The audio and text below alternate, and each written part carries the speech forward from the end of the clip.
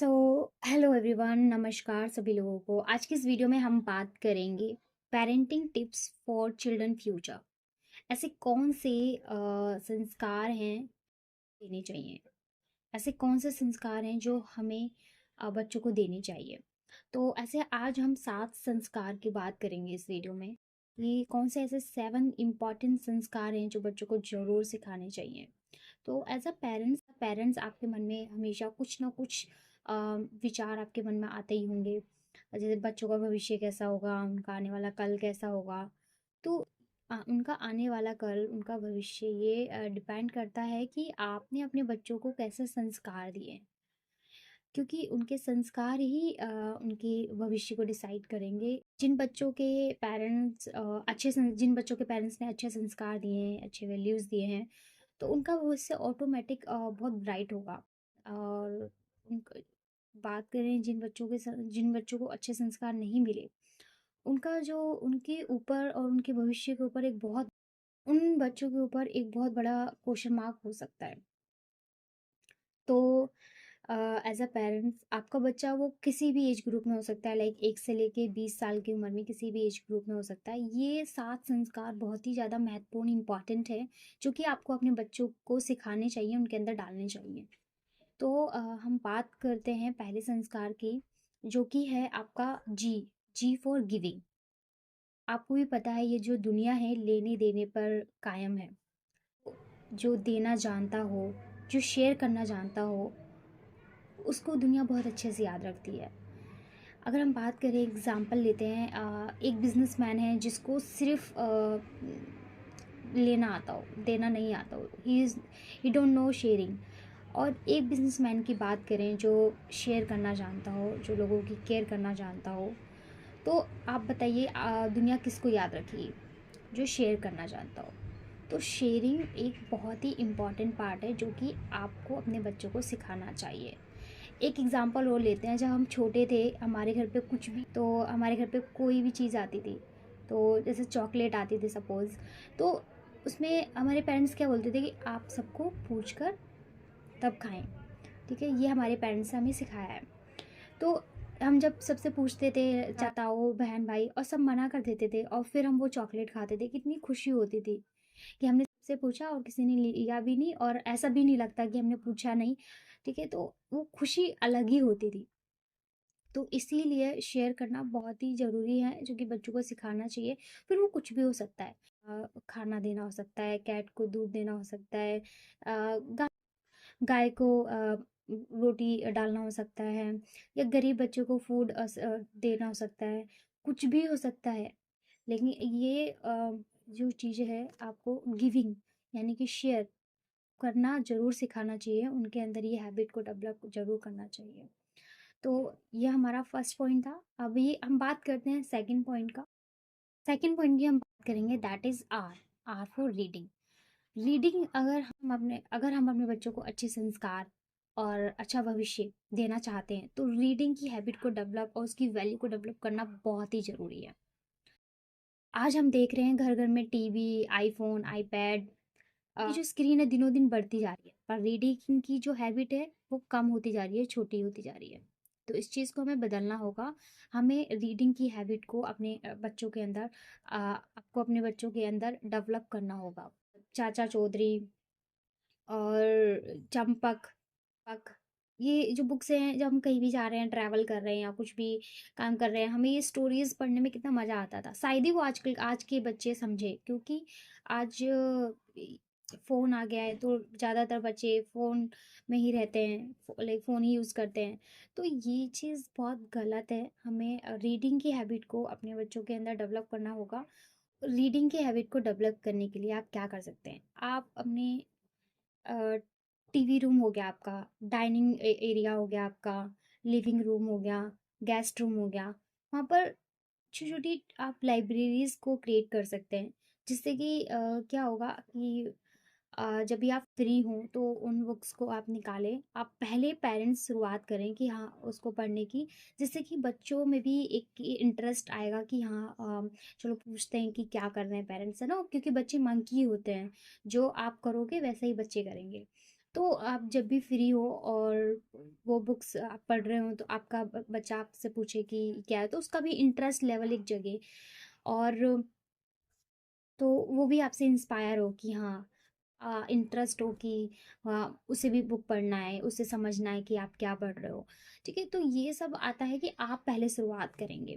और हर जगह जहाँ पर जैसे डाइनिंग रूम हो गया, वहाँ पर हर जगह आप पॉजिटिव बुक्स को रखें। दूसरी चीज़ ये है कि कई बार क्या होता है ना, बच्चे एक जगह बैठ के ना पढ़ नहीं पाते हैं, उनका वो ज़्यादा देर तक नहीं पढ़ पाते, तो उस चीज़ में आप क्या कर सकते हैं कि आप अलग अलग एक्टिविटीज़ बुक लेकर आ सकते हैं।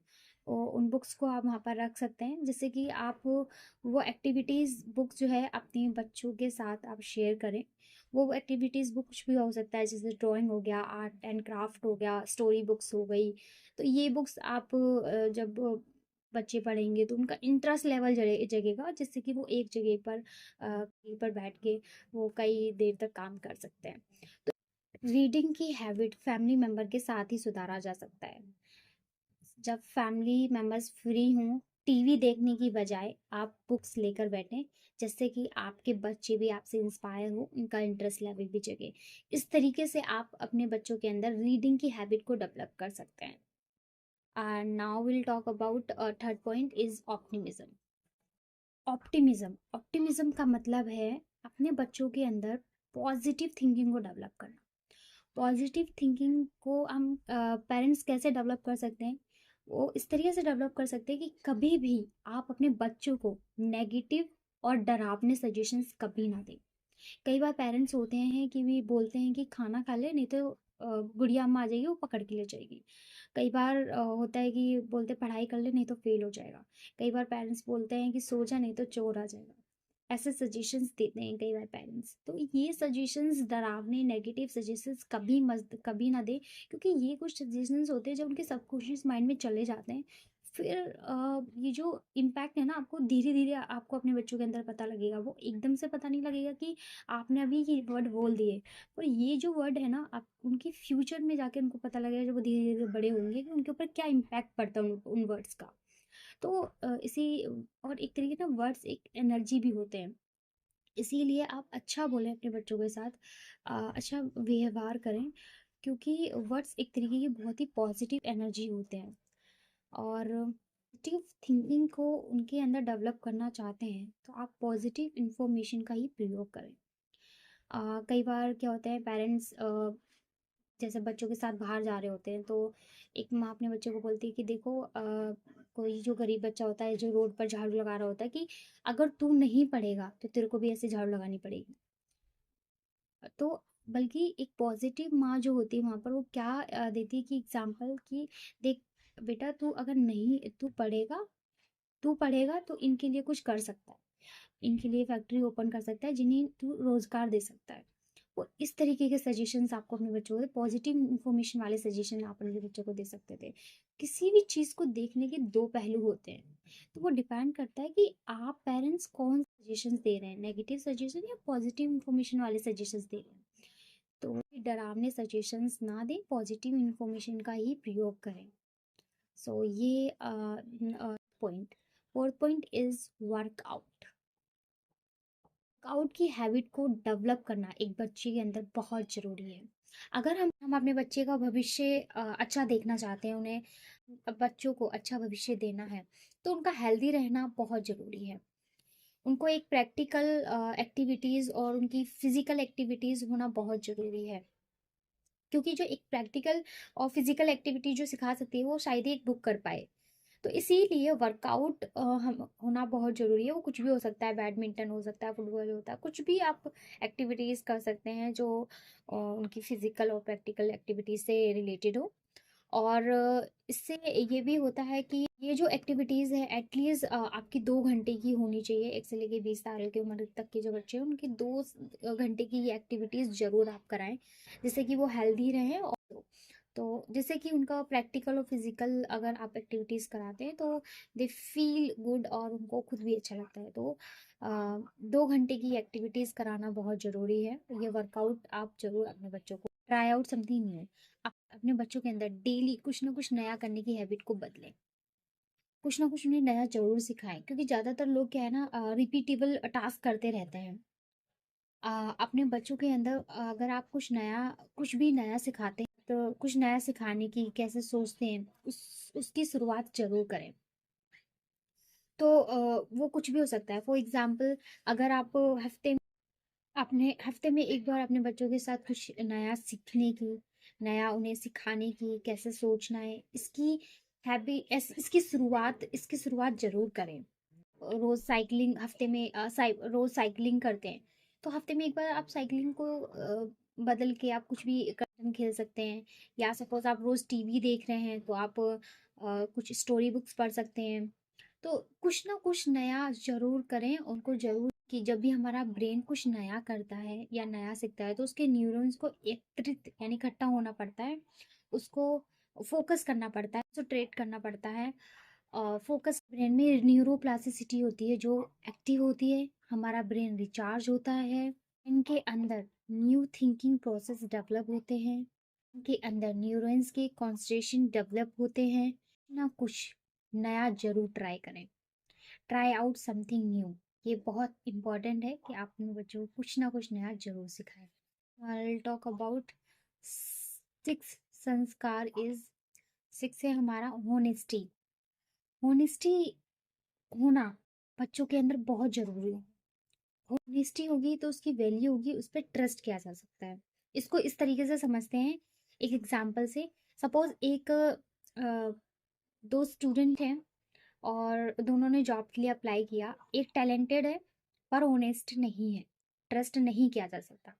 एक कम टैलेंटेड है पर उस पर ट्रस्ट किया जा सकता है, और मतलब वो ऑनेस्ट है। एक कम टैलेंटेड है पर वो ऑनेस्ट है, ट्रस्ट किया जा सकता है। तो कंपनी वाले किसको रखेंगे? ऑब्वियसली जो ट्रस्ट किया सकता है, जिस पे ट्रस्ट किया जा सकता है।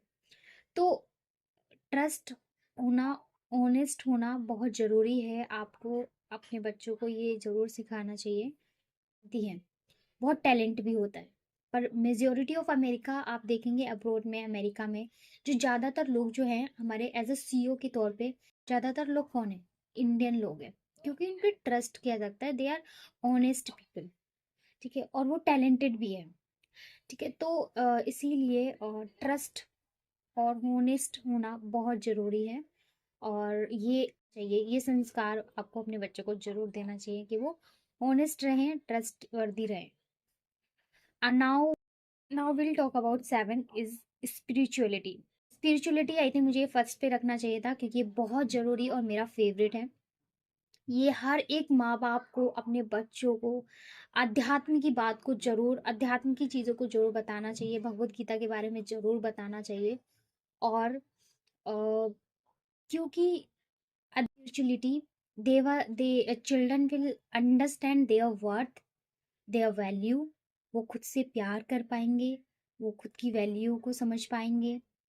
और हाथ में एक ऐसा रास्ता है कि उनको वो हर खुशी उससे मिलेगी, हर चीज मिलेगी जो वो अपनी लाइफ में चाहते हैं।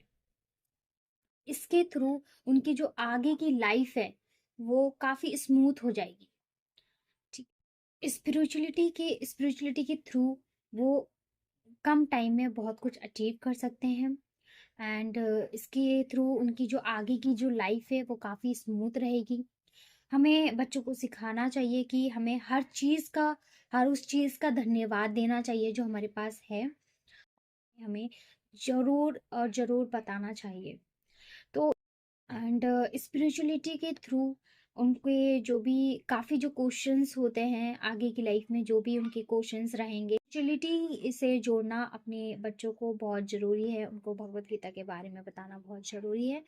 तो ये मेरा लास्ट टॉपिक था, spirituality. And I wanted to know guys from you कि आप क्या ये पॉइंट करते हैं अपने बच्चों को, या फिर कौन सा पॉइंट है जो मैं भूल गई हूँ, या मेरे को नहीं पता कि हाँ ये चीज़ उसमें ऐड होनी चाहिए। तो you can comment in my comment section. Thank you so much. नमस्ते।